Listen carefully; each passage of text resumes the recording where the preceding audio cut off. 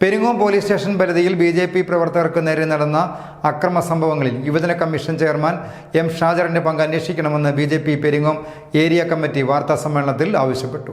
2006 മുതൽ 2016 വരെയുള്ള കാലഘട്ടത്തിൽ ബി.ജെ.പി. പ്രവർത്തകർക്ക് നേരെയുണ്ടായ അക്രമ സംഭവങ്ങൾ ഉൾപ്പെട്ട CPM പ്രവർത്തകൻ പ്രമുഖ ചാനലിലെ ചർച്ചയിൽ വെളിപ്പെടുത്തിയ കാര്യങ്ങൾ വിശദമായി പരിശോധിക്കാനും സത്യം പുറത്തു കൊണ്ടുവരാനും പോലീസ് തയ്യാറാകണമെന്ന് നേതാക്കൾ ആവശ്യപ്പെട്ടു.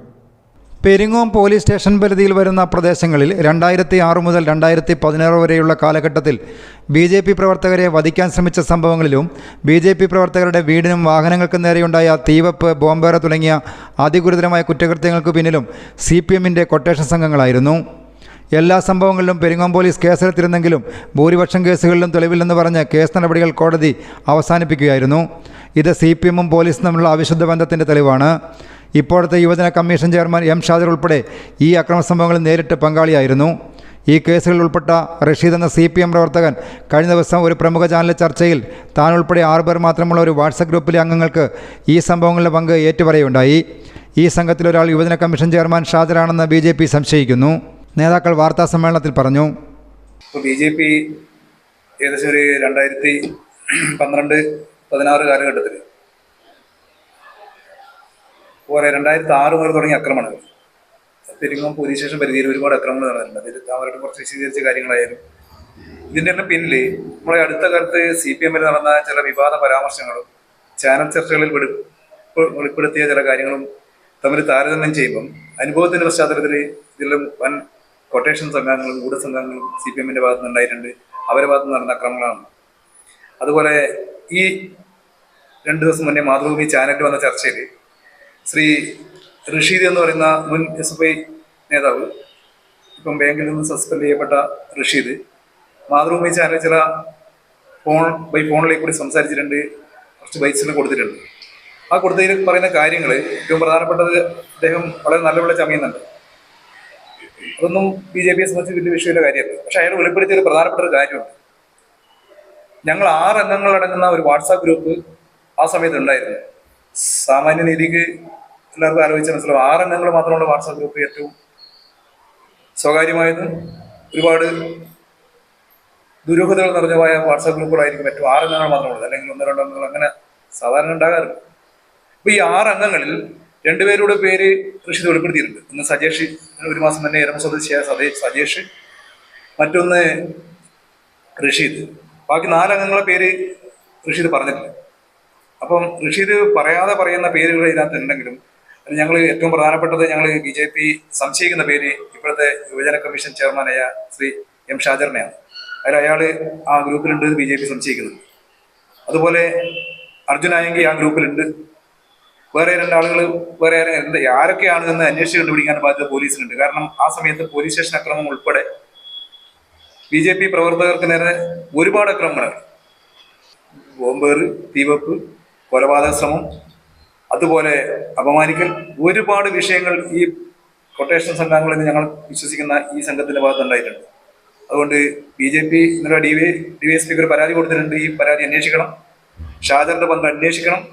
ഈ കൊട്ടേഷൻ സംഘങ്ങൾ ആരൊക്കെയാണ്? ഈ 6 പേര് ഈ വെളിപ്പെടുത്തിയ റഷീദ് ഏറ്റവും വലിയ ക്രിമിനലാണ്. അയാൾ ചാനൽ ചർച്ചയിലെ കൂടി പറയുമ്പോൾ വളരെ മാന്യത അഭിനയിക്കുന്നുണ്ടെങ്കിലും അനുഭവത്തിന്റെ പശ്ചാത്തലത്തിൽ ബി.ജെ.പിക്കാർക്ക് വളരെ ബി.ജെ.പി. എന്നുള്ള സമൂഹത്തിൽ മൊത്തം എല്ലാവർക്കും അറിയാവുന്ന കാര്യമാണ്. അയാൾ ക്രിമിനലാണ്. ആ ക്രിമിനലിൽപ്പെട്ട ആ സംഘത്തിൽപ്പെട്ട ആളുകളെ കൂട്ടത്തിൽ ഇപ്പോഴത്തെ യുവജന കമ്മീഷൻ ചെയർമാൻ ഷാജർ ഉൾപ്പെടുന്നുണ്ട് എന്ന് ബി.ജെ.പി. ഉറച്ചു വിശ്വസിക്കുന്നുണ്ട്. അത് തെറ്റാണെന്ന് തെളിയിക്കാൻ വാദി അദ്ദേഹത്തിന് തന്നെയാണ്. കാരണം 2014 തോന്നുന്നു, 2014-15 സമയത്ത് ഒരു ബി.ജെ.പി. മാതൃഭൂമി പത്രത്തിൽ വന്നൊരു വാർത്ത വന്നിട്ടുണ്ട്. തൊട്ട പിറ്റേ ദിവസം ബി.ജെ.പി. പോലീസ് തണലിൽ ബി.ജെ.പി. പൊതുയോഗം എന്നൊരു വാർത്ത വന്നിട്ടുണ്ട്. അന്ന് പെരിങ്ങോത്ത് കൊടുത്ത വാർത്തയാണ്.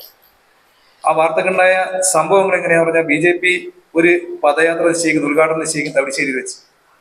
അങ്ങനെ ഒരു പദയാത്ര നടത്താൻ ഞങ്ങൾ സമ്മതിക്കില്ല എന്ന് CPM തീരുമാനിക്കുന്നു. സ്വന്തം കൊടിമരം പൊരിച്ച് റോഡിന് കുറുകയിടുന്നു, വാഹന ഗതാഗതം തടസ്സപ്പെടുത്തുന്നു. ബി.ജെ.പി. ഉദ്ഘാടനം ചെയ്യാൻ നിശ്ചയിച്ച സ്ഥലത്ത് CPMന്റെ ആളുകൾ 1000-ഓളം ആളുകൾ സംഘടിച്ച് അന്ന് അവിടെ പരിപാടി നടത്താൻ വിടില്ലെന്ന് പറഞ്ഞു. അപ്പം അനുമതി വാങ്ങി പത്രസമ്മേളനത്തിലൂടെ വെളിപ്പെടുത്തി ഒരു പൊതുപരിപാടി നിശ്ചയിച്ച് ബി.ജെ.പി. ഉദ്ഘാടനം നിശ്ചയിച്ച സ്ഥലത്ത് ഇവർ തമ്പടിക്കുമ്പോൾ ഞങ്ങൾക്ക് പരിപാടി നടത്താൻ 1 കിലോമീറ്റർ മാറി നടത്തേണ്ട സാഹചര്യമുണ്ട്. ഈ പരിപാടി തടസ്സപ്പെടുത്തുന്ന വേണ്ടി നിശ്ചയിച്ച ആ കൂട്ടത്തിൽ പരസ്യമായി ബോംബും വെടിവാളുമായി അന്ന് വന്നത് ഷാജറിന്റെ വാഹനത്തിൽ മറ്റൊരാൾ പുറകിൽ വടിവാൾ ഇങ്ങനെ പരസ്യമായി പിടിച്ച് പരസ്യമായി 1.5 കിലോമീറ്റർ യാത്ര ചെയ്തിരുന്നു പകല് ഒരു 11-12 മണി സമയത്ത്.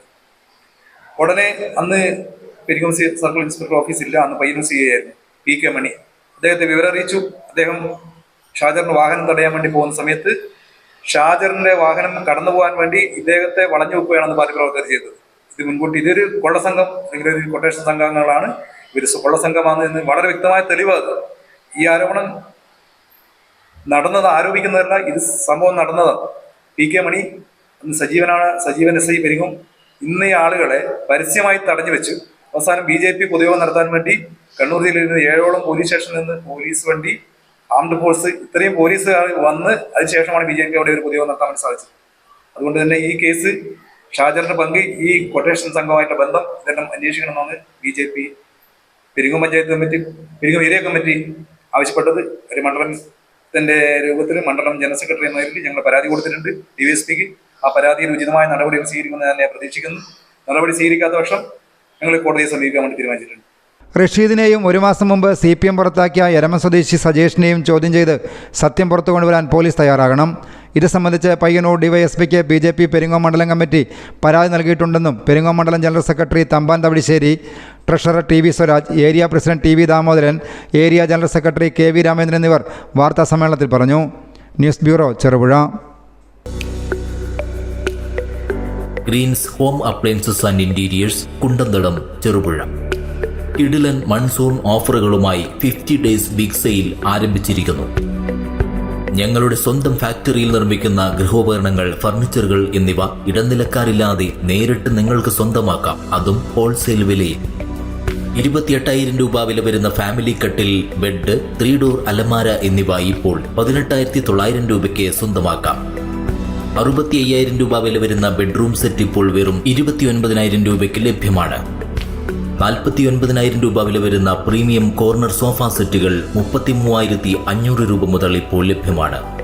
മലയോര മേഖലയിലെ ഏറ്റവും വലിയ ഫർണിച്ചർ ഷോറൂമായ ഗ്രീൻസ് ഹോം അപ്ലയൻസസിൽ അഡ്വാൻസ് ബുക്കിംഗും ഈസി ലോൺ സൗകര്യവും കൂടാതെ ഫ്രീ ഹോം ഡെലിവറി സൗകര്യവും ലഭ്യമാണ്. ഈ സുവർണാവസരം പഴാക്കാതെ നിങ്ങൾക്ക് ആവശ്യമുള്ള ഫർണിച്ചറുകൾ, ഗൃഹോപകരണങ്ങൾ എന്നിവ യഥേഷ്ടം ഇന്ന് തന്നെ തിരഞ്ഞെടുക്കൂ. Greens home appliances and interiors, Kundanthadam, Cherupuzha. More details please contact 9605 240 505. Other number 70 125 15 884.